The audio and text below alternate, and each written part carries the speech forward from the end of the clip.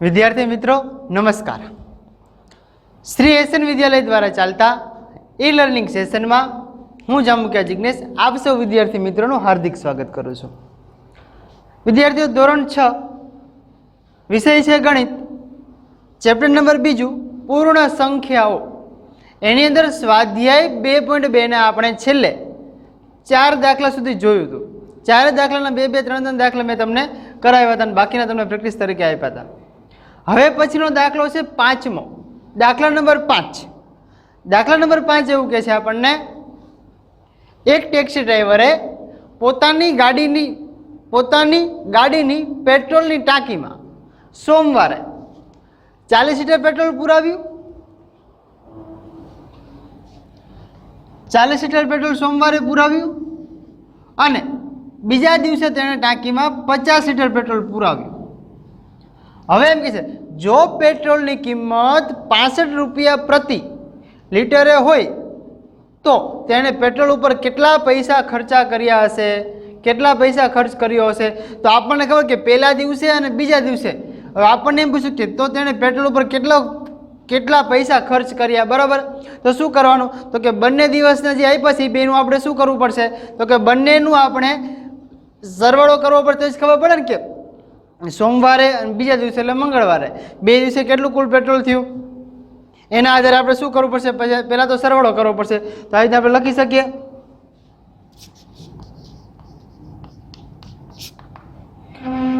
પહેલા લખીએ છે કોઈ પણ ટેક્સી ડ્રાઈવર છે, બરાબર। હવે એવું કીધું કે સોમવારે કેટલો ખર્ચ કરે છે, તો પહેલા આ રીતે લખવું પડે કે સોમવારે કેટલું પેટ્રોલ પુરાવ્યું, તો કે 40 लीटर पेट्रोल पुराव्યું। અને મંગળવારે એટલે કે બીજા દિવસે કેટલું પુરાવ્યું, તો કે બીજા દિવસે 50 लीटर પેટ્રોલ પુરાવ્યું।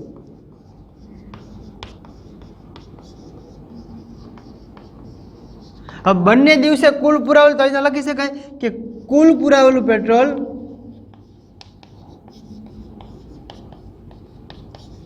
बराबर पहला दिवसे 40 वत्ता 50 बराबर कुल केटला लीटर है, तो कि 90 लीटर कुल पेट्रोल पुरावे छे। केटलुं 90 लीटर पेट्रोल कुल थयुं, बराबर।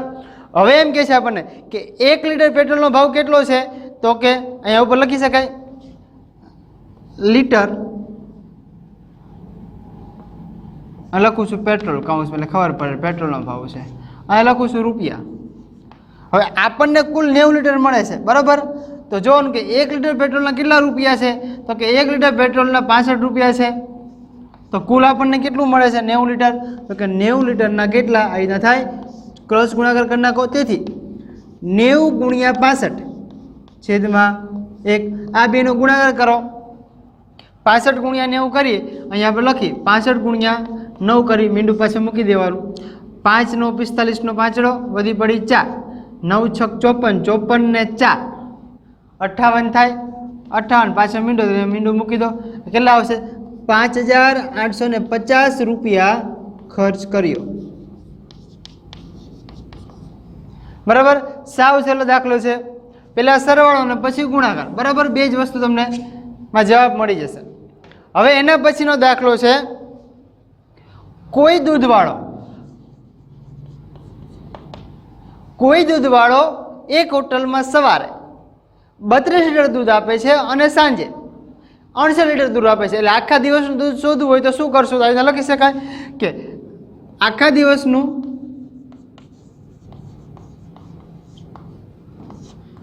આપેલ दूध बराबर સવારનું વત્તા સાંજનું। સવારનું કેટલું છે, તો કે 32 लीटर વત્તા 68 लीटर એટલે કુલ दूध કેટલું થયું, કુલ लीटर 100 लीटर दूध થાય, 100 लीटर दूध જોઈ લો। આખા દિવસનું दूध કેટલું આપ્યું, તો કે સવારનું 32 અને સાંજનું આપ્યું છે 68 लीटर, બરાબર। એટલે બંનેનો સરવાળો કરો, 8 ને 2 10 ની શૂન્ય વધી પડી 1, 3 ને 4, 4 ને 6 10, 100 लीटर दूध આપે છે। હવે એમ પૂછે છે जो अँ पाछा अंदर कर देव छे એટલે खबर पड़ी जाए, बराबर भाई। કે એક જો દૂધની કિંમત ₹45 પ્રતિ લીટર એટલે 1 લીટરના 45 રૂપિયા છે, એટલે લખી શકાય કે દૂધ શેમાં તો કે લીટરમાં, અને અહીંયા કિંમત એટલે કે રૂપિયા, 1 લીટરના 45 રૂપિયા છે તો 100 લીટરના કેટલા થાય? તેથી 100 ગુણ્યા 45 છેદમાં 1 મૂકી શકાય. 2 નો ગુણાકાર કરો, 45 એકા 45, 4500 રૂપિયા આવક થતી હશે. આવક થતી હશે. આખા દિવસની આવક આપણને પૂછ્યું છે વિદ્યાર્થીઓ. આખા દિવસની આવક આપણે જ્યારે શોધવી છે ત્યારે તો કે સવારનું દૂધ અને સાંજનું દૂધ બંને દૂધ ભેગું કરવું પડશે, ત્યારે 100 લીટર દૂધ મળે છે, અને એનો પછી શું કરવાનું તો કે ગુણાકાર, કે 1 લીટરના 45 રૂપિયા તો 100 લીટરના કેટલા થાય તો કે 4500 રૂપિયા આવક થતી હશે. વિદ્યાર્થીઓ અહીંયા સ્વાધ્યાય આપણું 2.2 પૂરું થાય છે. હવે સ્વાધ્યાય શરૂ થાય છે 2.3.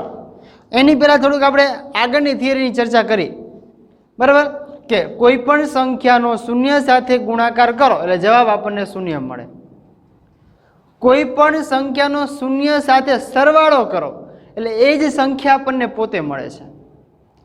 કોઈ પણ સંખ્યાનો એક સાથે ગુણાકાર કરો તો જે સંખ્યા છે એ જ સંખ્યા આપણને મળે છે. એટલે કે સરવાળા માટેની તટસ્થ સંખ્યા કઈ હતી આપણી માટે તો કે સરવાળા માટેની તટસ્થ સંખ્યા શૂન્ય હતી. ગુણાકાર માટેની તટસ્થ સંખ્યા કઈ હતી તો કે ગુણાકાર માટેની તટસ્થ સંખ્યા હતી 1. બરાબર. આના આધારે થોડુંક સ્વાધ્યાય 2.3 ની અંદર છે. બરાબર, ચલો જોઈ લઈએ.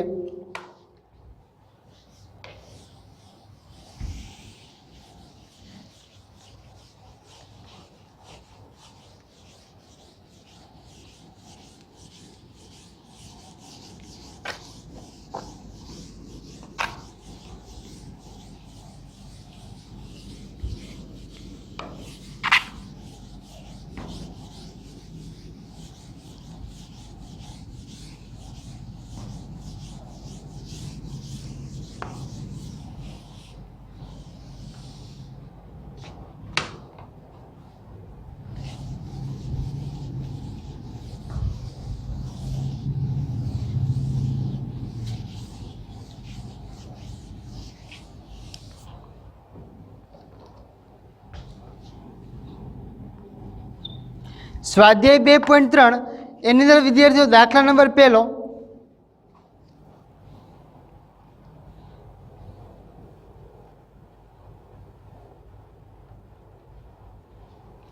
દાખલા નંબર 1.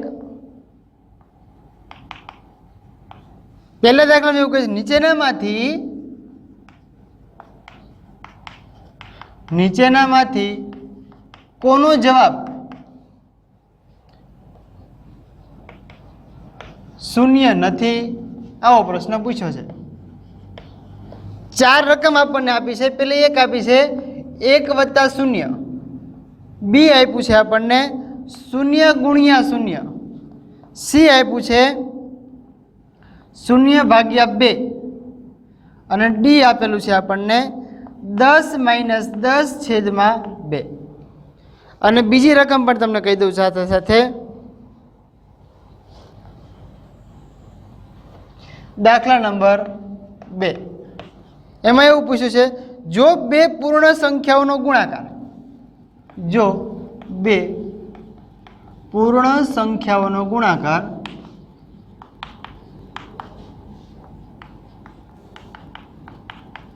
ગુણાકાર શૂન્ય છે તો શું આપણે કહી શકીએ છીએ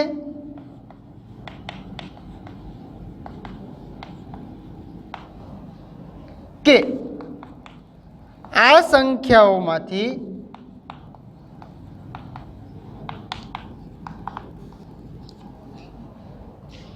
એક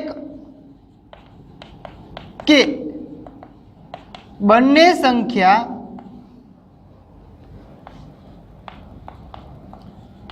શૂન્ય હોવી જોઈએ?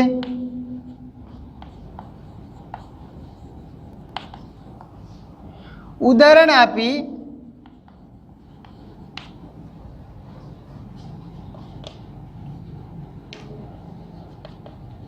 સમજાવો, આવો પ્રશ્ન પૂછ્યો છે, બરાબર. એના આધારે આપણે થોડુંક જોવાનું છે.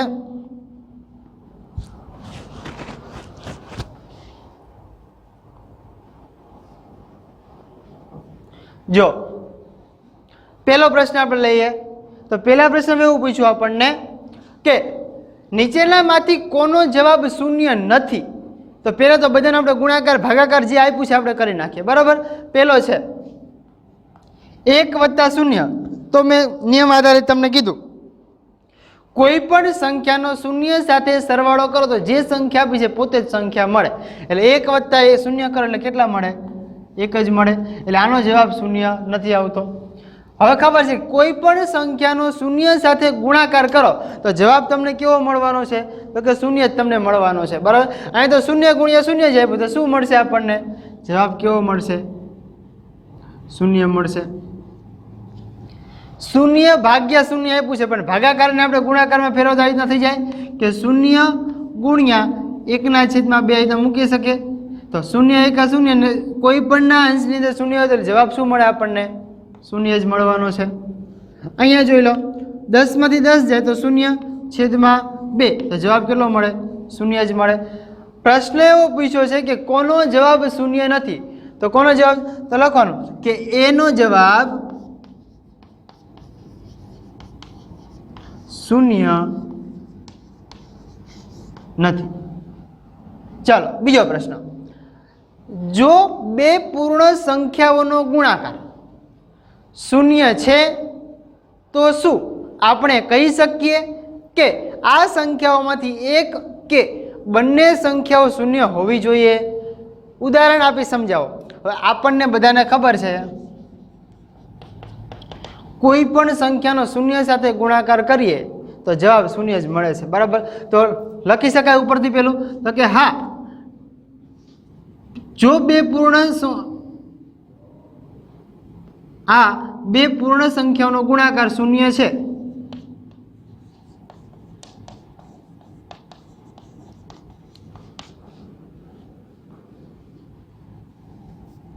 બે પૂર્ણ સંખ્યાઓનો ગુણાકાર થોડુંક શોર્ટમાં લખું છું એટલે થોડુંક વધારે સમજાશે. પ્રશ્ન એ છે કે જો બે પૂર્ણ સંખ્યાઓનો ગુણાકાર શૂન્ય છે તો શું આપણે કહી શકીએ કે આ સંખ્યાઓમાંથી બે સંખ્યા? તો લખી શકાય કે હા, આ સંખ્યાઓમાંથી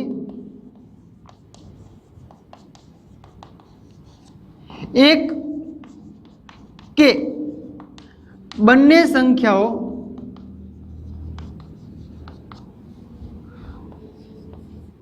શૂન્ય હોવી જોઈએ. ઉદાહરણ તરીકે ધારો કે પેલા એક શૂન્ય લઈશી, 1 × 0 કરો તો જવાબ કેવો મળે? શૂન્ય જ મળે. હવે ધારો કે બે શૂન્ય લઈશી, 0 × 0 કરો તો એ જવાબ કેવો? શૂન્ય જ મળે છે. તો નીચે નોંધ લખી શકાય કે કોઈ પણ સંખ્યાનો કોઈ પણ પૂર્ણ સંખ્યા તો કોઈ પણ સંખ્યાનો સીધું લખું છું કોઈ પણ સંખ્યાનો શૂન્ય સાથે ગુણાકાર કરતા પરિણામ શૂન્ય જ મળે છે, બરાબર. આટલું જ સાવ સહેલું. આપણે આગળ થિયરી જોઈ ગયા, થિયરીના આધારે જ આખું સ્વાધ્યાય છે 2.3 પણ. હવે દાખલા નંબર વિદ્યાર્થીઓ 3.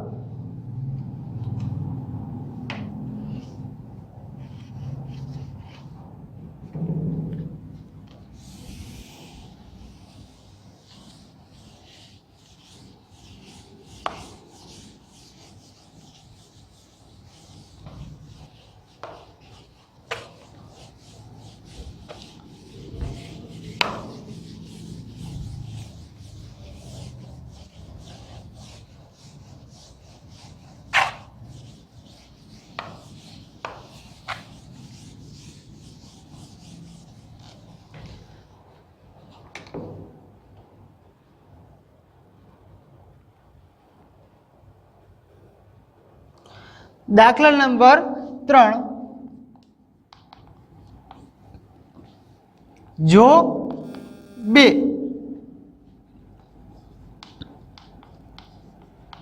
પૂર્ણ સંખ્યાઓનું ગુણનફળ 1 છે તો શું આપણે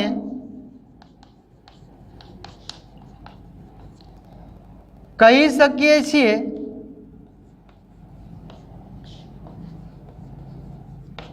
કે આ સંખ્યાઓમાંથી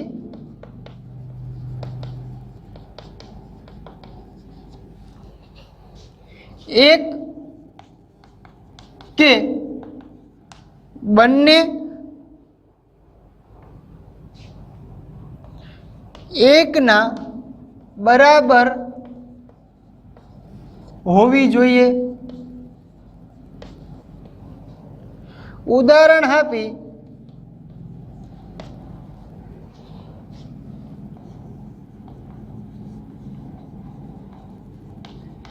સમજાવો.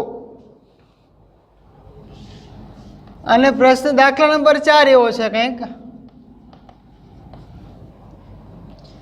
વિભાજનના ગુણધર્મનો ઉપયોગ કરી, વિભાજનના ગુણધર્મનો ઉપયોગ કરી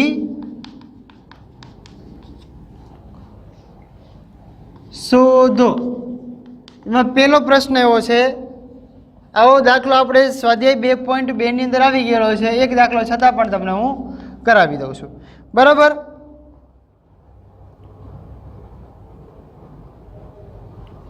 હવે જો આપણને એવું કીધું,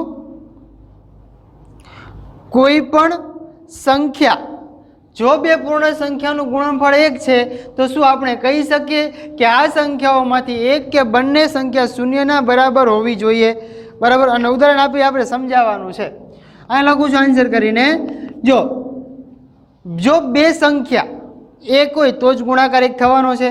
તો અહીંયા લખવું લખી શકાય કે આ સંખ્યાઓથી બંને સંખ્યા 1 ના બરાબર હોવી જોઈએ. તો લખી શકાય કે હા, જો બંને સંખ્યા 1 હોય તો જ ગુણનફળ કેટલું થાય? 1 મળે. દાખલા તરીકે એટલે કે ઉદાહરણ તરીકે 1 ગુણ્યા 1 કરો તો જ તમને જવાબ કેટલો મળે છે? 1 મળે છે. પણ જો તમે આવી રીતના લખો, ધારો કે 18 ગુણ્યા 1 તો જવાબ કેટલો મળે? 18 મળે. પણ આપણને એવો પ્રશ્ન પૂછ્યો છે કે ગુણનફળ કેટલું મળવું જોઈએ? ગુણનફળ આપણને 1 મળવું જોઈએ. એમ કીધું કે 1 ના બરાબર હોવી જોઈએ. તો લખ્યું કે આપણે હા, જો બંને સંખ્યા 1 હોય તો જ ગુણનફળ આપણને 1 મળે છે. તો આપણે જોયું નિયમ કે કોઈ પણ સંખ્યાનો એક સાથે ગુણાકાર કરો તો જવાબ આપણને પોતે સંખ્યા જ મળે છે, પણ આપણે એક સાથે જ ગુણનફળ આપણે 1 લાવવાનું છે. ગુણનફળ એટલે ગુણાકાર કરીને જે જવાબ મળે છે આપણને કેટલો લાવવાનો છે? 1 લાવવાનો છે. અને હિસાબે આપણે 1 મેળવે છે. વિભાજનના ગુણધર્મનો ઉપયોગ કરવાનો છે, વિભાજનનો ગુણધર્મ. તો આપણે મેં તમને સ્વાધ્યાય 2.2 માં સમજાવ્યું હતું. દાખલા નંબર 3 અને 4 માં 728 આપ્યા છે, ગુણ્યા કરીને 101 ના ભાગ પાડી દો એટલે 100 વત્તા 1 થઈ જાય એટલે 101 થયા. પછી શું કરવાનું? તો કે આનો ગુણાકાર આની સાથે પણ થાય, આનો ગુણાકાર આની સાથે પણ થાય. એટલે મૂકી શકો 728 ગુણ્યા 100 વત્તા 728 ગુણ્યા 1 મૂકી શકો. બેનો ગુણાકાર કરો એટલે 72,800 જવાબ મળશે. વત્તા અહીંયા 728 ગુણ્યા 1 એટલે 728 તમને મળે. આ બેનો સરવાળો કરો એટલે 8 ના 8, 0 વત્તા 2 એટલે 2, 7 વત્તા 8 એટલે 15 નો 5 વધી પડી 1, 2 ને 1 3 અને 7 ના 7. 73,528 તમને વિદ્યાર્થીઓ જવાબ મળે. કોનો જવાબ મળશે? તમને દાખલા મળે. આની જેમ જ સેમ ટુ સેમ તમારે દાખલા બધાની પછીના દાખલા 3 કે 4 દાખલા છે એ બધા દાખલા સ્વાધ્યાય 2.2 ને આધીન દાખલા નંબર 4 2.3 ની અંદર છે. બરાબર? એ દાખલા તમારે પ્રેક્ટિસ તરીકે તમને આપું છું. બરાબર? હવે વિદ્યાર્થીઓ દાખલા નંબર 5 જોઈએ. દાખલા નંબર 5 ની અંદર શું કહેવા માંગે છે?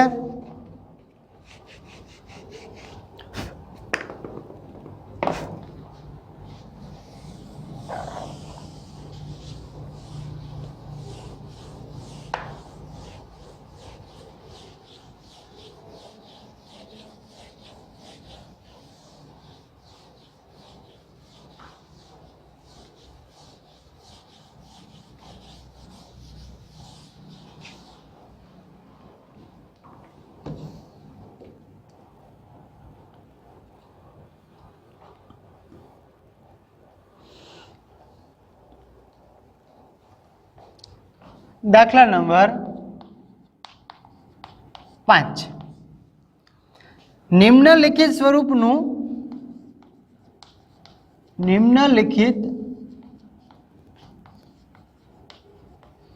સ્વરૂપનું અધ્યયન કરો.